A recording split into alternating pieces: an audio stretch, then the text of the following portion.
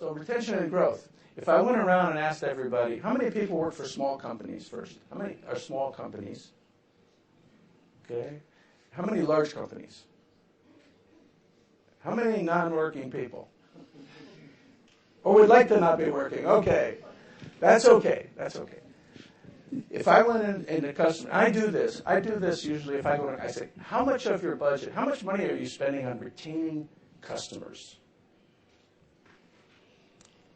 And it's usually they look at you like, what do you mean? What do you mean? Because our marketing is to drive new business. Our marketing is to attract other things.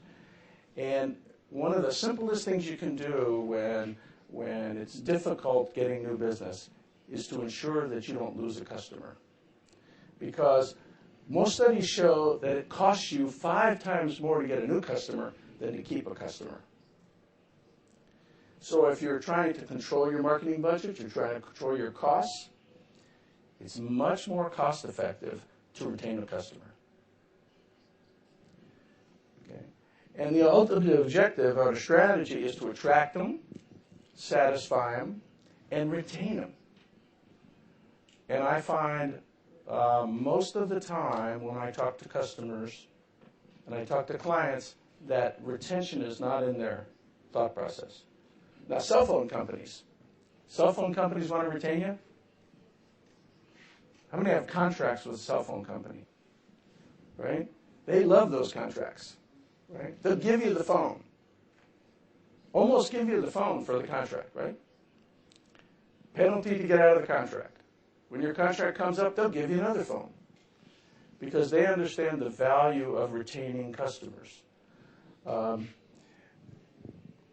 So if we look at, so why do customers leave? Why do you lose a customer? Why would you lose a customer? Bad service. Okay? They're not satisfied. Why else do we lose customers? Price. Sometimes price. Sometimes price. What else? Technology. In what way? Oh, okay, yeah. Somebody comes out with a better product. Yeah, okay. Okay, normally, when you look at most customers, and most of the studies have shown it's because of being unsatisfied quite often because of service. Price can have an effect. But customers are dissatisfied for some reason. Your technology's behind, you didn't keep up. You don't show them a roadmap of where you're going. But the question is, do we want to retain these customers? So generally, satisfied customers come back, right? They tell others, because that's how we get a lot of customers, especially in reference-oriented businesses. These guys, they get their customers from happy customers, right? You guys get more customers from happy customers. That's generally the way it works. Gives you better margins, better profitability, higher valuations.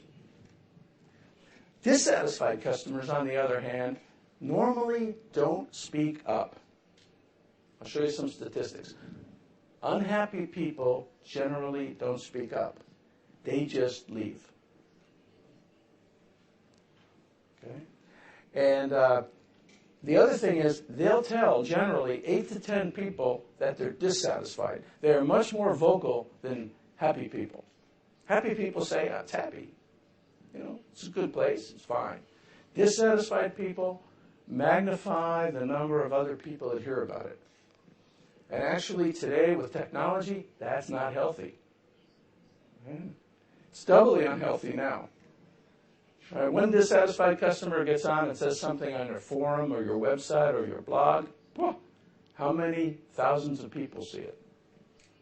I don't know if you ever make reservations at a hotel on the internet, but if you go onto the internet to make a reservation, right up there by it says, would you like to read reviews of the hotel? Right?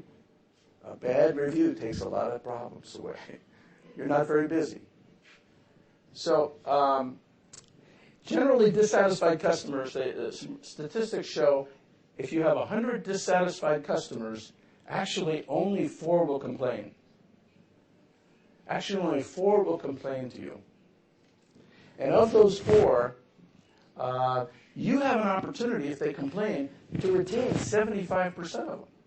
Because if somebody comes to you and says, my service is bad, you can say, well, tell me about it. You can go fix it. You can take care of it. Only 25%. Of the 96% that do not, 95% of those will leave. And you never know it. You never know it. Now, this is a crazy chart, but it points up a thing I just had with one of my clients.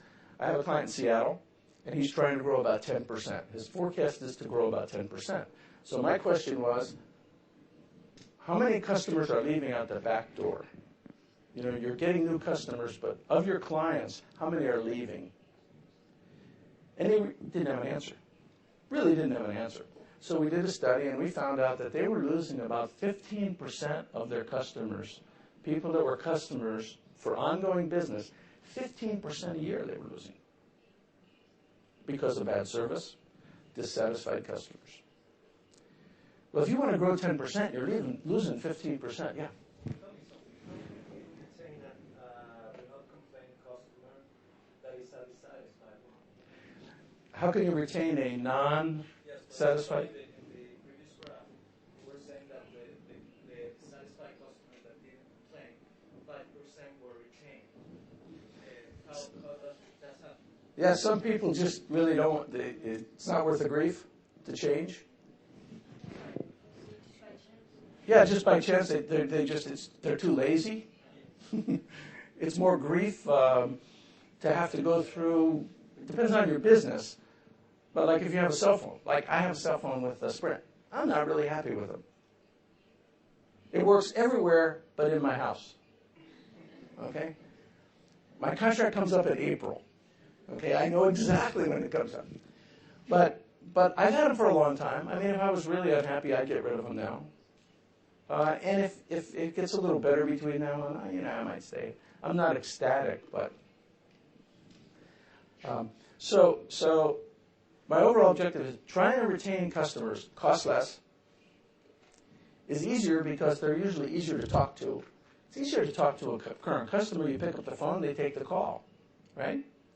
Trying to call a brand new customer with voicemail, with a secretary with voicemail. This is a chart that I found recently. It's hard. Just basically says if you're losing customers, you're trying to grow at the same rate, and you're trying to grow, it's twice as hard, right?